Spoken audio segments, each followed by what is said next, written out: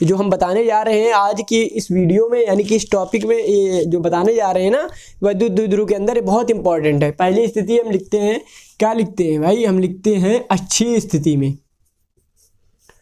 अक्षीय स्थिति में इसको समझ डाला ना भाई, एग्जाम में आता है हर साल, क्योंकि ठीक है, क्योंकि ये हर सेट में, मतलब 7 सेट रहते हैं एग्जाम में, तो किसी न किसी एक सेट में ज़रूर आता है। अक्षीय स्थिति में द्विध्रुव की 3 में से एक तो आता ही है। द्विध्रुव के कारण तीव्रता ई, ठीक है, ई द्विध्रुव के कारण ई। तो अब इसमें क्या होता है, अक्षीय स्थिति में देखिए, पहले हम डाइपोल बनाएंगे, यानी कि द्विध्रुव आघूर्ण कैसे बनता है, सब लोग बना लेते होंगे, आप लोग सब स्मार्ट है भाई। माइनस क्यू प्लस क्यू से इसके बीच की दूरी हम कितनी लेते हैं, इसके बीच की दूरी हम 2l लेते हैं, ठीक है। क्यों लेते हैं वो भी अभी बताएंगे। इसका मध्य बिंदु कहीं यहाँ पे होगा। अब इसके मध्य बिंदु से r दूरी पर, मध्य बिंदु से r दूरी पर कोई पॉइंट क्यों ले लेंगे, ठीक है। यहाँ से r दूरी पर कितनी दूरी पर लेंगे, कलर चेंज करता हूँ आपको दिखे। यहाँ से r दूरी पर, कितने पर, r दूरी पर एक मैंने क्या ले लिया, पॉइंट क्यों ले लिया। यहाँ पे हमें क्या निकालनी है, वैद्युत द्विध्रुव आघूर्ण के कारण वैद्युत क्षेत्र की तीव्रता निकालनी है, ठीक है। तो अब देखो हम कैसे, नोट्स में आपको मिल जाएगा, वहाँ से आप देख लीजिएगा कैसे इसकी लैंग्वेज है, कैसे आपको लिखना है लैंग्वेज। यहाँ पे सिर्फ आप इसको समझिए कैसे हुआ, ठीक है। नोट्स से आपको लैंग्वेज मिल जाएगी। वहाँ पे लिखा हुआ है कि माइनस क्यू और प्लस क्यू से मिलकर एक द्विध्रुव आघूर्ण है जिसके बीच की दूरी 2l है और इसके मध्य बिंदु से r दूरी पर स्थित कोई बिंदु पर विद्युत क्षेत्र की तीव्रता निकालनी है। इस तरह करके आपको भूमिका बनी हुई मिल जाएगी वहाँ पे। यहाँ सिर्फ आपका मतलब है, यहाँ पे सिर्फ इसको समझना है, ठीक है। अगर इसको समझ डाला तो लाइफ जिंगा लाला, ठीक है। देखो इसको तो क्या करेंगे, अब देखो यहाँ पे अगर मैं कहूँ ये पॉइंट क्यों है, ठीक है, क्यों है पॉइंट, तो क्यों से ये दूरी कितनी होगी, ये दूरी, इसको मैं रेड कलर से लिखता हूँ, ये दूरी कितनी होगी, सिर्फ ये दूरी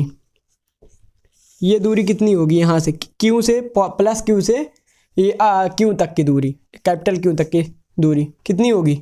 तो आप कहेंगे सर यहाँ से यहाँ तक की दूरी क्या है, r है, तो यहाँ से यहाँ तक की दूरी l होगी, 2l है, तो भाई ये मध्य बिंदु है, तो ये l होगा, ये भी l होगा, ठीक है, ये भी होगा भाई। मध्य बिंदु है 2l का, तो क्या होगा, वो है तो l पे मध्य बिंदु होगा, है ना, होगा ना। तो ये l है, तो सर r में से l घटा देंगे, ये r है, r में से l घटा देंगे, तो यही तो बचा हमारा, r है, r में से l घटा दिया तो क्या बचा, यही तो बचा। इसको हम क्या लिख दें, r माइनस l लिख दें, लिख दिया धीरे से। अब देखते हैं, अब माइनस क्यू से क्या दूरी होगी, अब बताइए देखिए और बताइए। माइनस क्यू से कैपिटल क्यू तक की दूरी क्या लिख दूँ मैं। अब देखिए यहाँ तक r है, यहाँ तक ये दूरी r है, प्लस l और जोड़ दूँ तो क्या हो जाएगा, r प्लस l कह दूँ तो हो गया, ठीक है। इतना समझ में आया, नहीं समझ में आया तो वीडियो को फिर से रिमाइंड करके देख लो, ठीक है। तो ये हो गया। अब इधर देखेंगे हम, क्या देखेंगे, माइनस क्यू के कारण, माइनस क्यू आवेश के कारण क्यू पर क्या देखेंगे, वैद्युत क्षेत्र की तीव्रता। तो इसको हम EA कह देते हैं, क्या कह देते हैं, EA या E1 भी आप कह सकते हैं।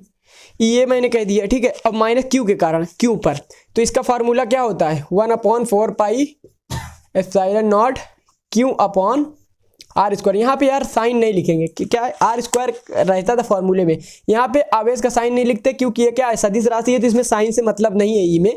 यहाँ पे हम माइनस क्यू के कारण लिख रहे हैं, लेकिन क्या करेंगे, माइनस क्यू नहीं लिखेंगे क्योंकि हमको यहाँ सदिश योग करना है, ठीक है। तो यहाँ पे r स्क्वायर की जगह माइनस क्यू से यहाँ क्यू तक की दूरी क्या है, r प्लस l का होल स्क्वायर करेंगे। क्या करेंगे, r प्लस l का होल स्क्वायर, ठीक है। इतना क्लियर हुआ, r प्लस l का। अब जो है प्लस क्यू के कारण, इसके कारण बिंदु क्यू पर तीव्रता EB इसको कह देते हैं, इसको क्या कह दिया, EB कह दिया, ठीक है। इतना क्लियर हुआ। अब इसको भी लिखेंगे, यहाँ तक तो सेम ही रहेगा, 1/4 pi epsilon not Q upon, अब दूरी क्या हो जाएगी इसकी दूरी r माइनस l, तो r माइनस l का होल स्क्वायर। इतना क्लियर हुआ। अब देखो ये दोनों क्या वेक्टर है, तो इसका योग अब कैसे करेंगे, वेक्टर नियम के अनुसार। देखो इसकी दिशा क्या है, इसकी दिशा जो होती है प्लस से दूर की तरफ होती है, इसकी दिशा ये हो जाएगी, ठीक है, ऐसे ये हो जाएगी। और माइनस वाले की दिशा क्या होगी, इसकी तरफ हो जाएगी, ठीक है।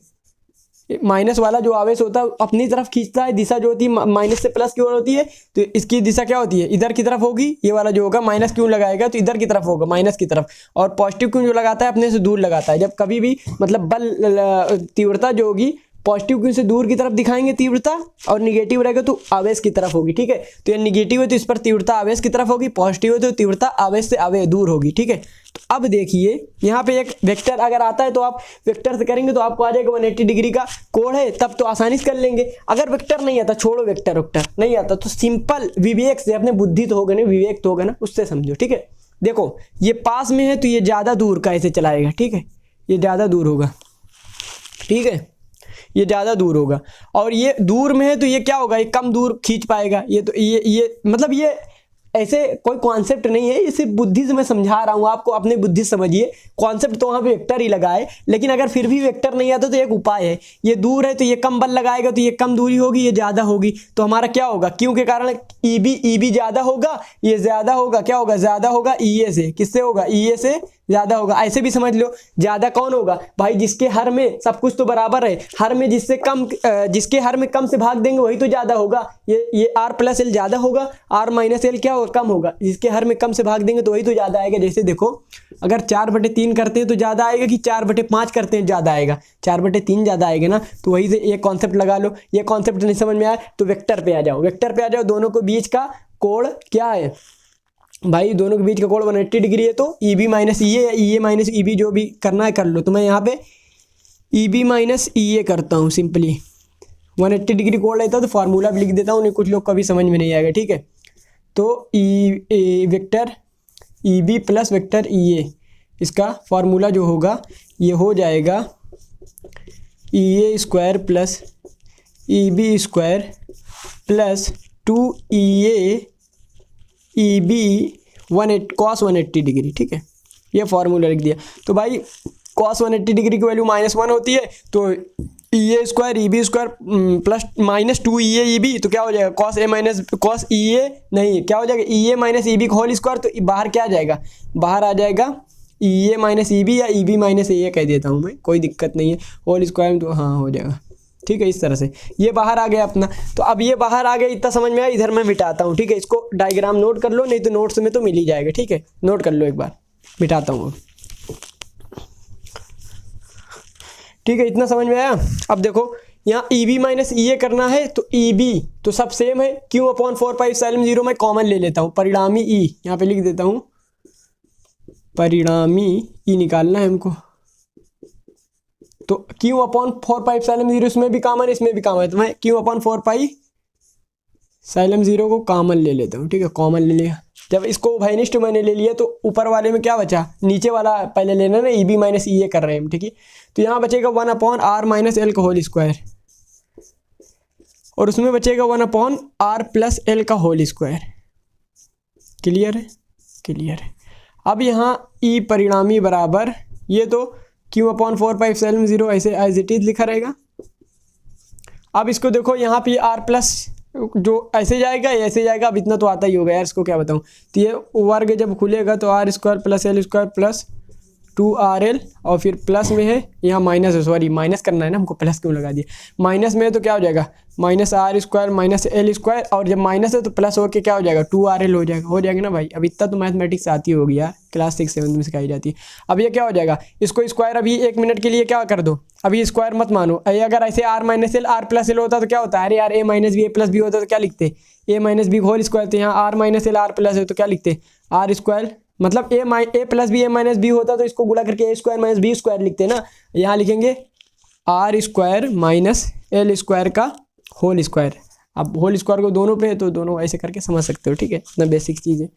अब यहाँ देखो क्या होगा, अब देखो कुछ समझ में आया, यहाँ पर कट पीट होगा कुछ। l² ने l² को मारा, r² ने r² को मारा, 2rl जुड़ के क्या हो गया, 4rl हो गया। तो अब इसको देखो, 4rl को 4 को मैं 2 × 2 लिख सकता हूँ, इंटू क्यों पहले से था, l को मतलब l ऐसे लिख दिया, r को ऐसे लिख दिया, टुकड़े में सबको ऐसे, मतलब सबको ऐसे गुड़ा में लिख दिया, इसको ऐसे गुड़े में लिख दिया, जैसे हम कक्षा 2 में पढ़ते थे ऐसे लिखते थे ना, ऐसे उसी तरह से लिख दिया, ठीक है। अब यहाँ पे देखो 4π क्यों ऐसे लिख दिया, नीचे क्या है 4πε0 ये है, और r² - l² है। अब यहाँ देखो काम की चीज़ ये हो गया।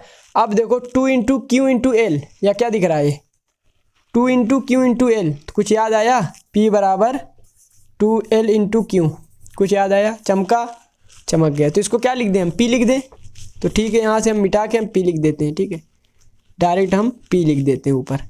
तो यहाँ पे 2 था पहले से, 2 इंटू क्यू इंटू एल को हमने P लिख दिया, इंटू क्या था R था, बचा था हमारे पास। अब देखो ये फार्मूला आ गया। क्या फार्मूला आ गया, फिर से मैं लिखता हूँ, E बराबर 1/4 पाई साइलन 0 के भी लगा लो, क्योंकि के माध्यम प्रावधान के लिए लिया तो के भी लगा लेना। ठीक है, के उसके बाद क्या था 2p r upon R square minus L square का होल स्क्वायर। ये था फार्मूला, निकल के आया था। अब देखो ये फार्मूला बन गया ये, लेकिन ये तो फार्मूला बन गया है, कोई शक नहीं है कि गलत है फार्मूला, सही फार्मूला है, कोई शक नहीं है। ठीक है, लेकिन अगर हम कहते हैं कि एल जो है वैद्युत द्विध्रुव, मैंने बताया था बहुत छोटी दूरी पर जब दो आवेशों को, विपरीत आवेशित आवेश को रखा जाता है तो क्या होता है, तभी द्विध्रुव बनता है एकदम। क्या भाई SCl में तुमको दिखता है क्या कि भाई H+ यहाँ पे बैठा हुआ है तो 2 किलोमीटर दूर Cl- बैठा, दिखता है? नहीं दिखता है ना, नहीं दिखता है ना। हाँ, तो उसी तरह से यहाँ पे ये दूरी क्या मानी जाती है, अज्यूम की जाती है बहुत छोटी, इनके बीच की दूरी H+ Cl- की दूरी SCl में बहुत छोटी होती है, यानी कि बहुत छोटी, माइक्रोमीटर से भी, माइक्रो क्या मतलब उसको क्या बनते हैं, अरे यार 10⁻⁻12 को क्या बोलते हैं, अभी तो मैंने बोला था, अभी याद नहीं आ रहा ज़बान पे। ठीक है, तो उससे भी छोटी होती है, पिकोमीटर, हाँ अब याद आया। ठीक है, पिकोमीटर से भी छोटी फर्मी उर्मी में होती है, 10⁻⁻14 इस तरह से। ठीक है, तो अब एल को हम क्या कह सकते हैं, एल इज़ नेग्लिजिबल, मतलब नेग्लिजिबल का आर से बहुत छोटा है, अत्यंत सूक्ष्म है आर की तुलना में। आर जो है बहुत मतलब बड़ा है, आर की तुलना में एल छोटा है, तो एल को क्या मान सकते हैं हम, एल को नगण्य मान सकते हैं, नेग्लिजिबल मान सकते हैं। क्या मान सकते हैं, नगण्य मान सकते हैं। जब भाई एल को नगण्य मान लिया तो यहाँ से एल का काम खत्म हो जाएगा। जब एल का काम खत्म होगा तो आर स्क्वायर क्या हो जाएगा, आर स्क्वायर के स्क्वायर r⁴ हो जाएगा, इसको भी हटा दो। अब एक आर ने एक आर को मारा, नीचे r³ बचा। अब ये फार्मूला कुछ इस तरह से बन गया, इसको नोट कर लो, 1/4 पाई साइलन 0 के 2p/r³। ये स्टैंडर्ड फार्मूला अपने पास आ गया। तो अक्षीय स्थिति में इसका यूज होगा, याद कर लो। अक्षीय स्थिति में वैद्युत द्विध्रुव के कारण विद्युत क्षेत्र की तीव्रता क्या होगी, 1/4 पाई साइलन 0 के 2p/r³। ठीक है, 2p/r³ याद कर लो, 1/4 पाई साइलन 0 के 2p/r³, 1/4 पाई साइलन 0 के 2p/r³, इस तरह से याद कर लो। ठीक है, मेरे साथ बोलो, 1/4 पाई साइलन 0 के 2p/r³। ठीक है, ठीक है, क्लियर, नोट कर लिया, मिटा दूं, मिटा देता हूँ।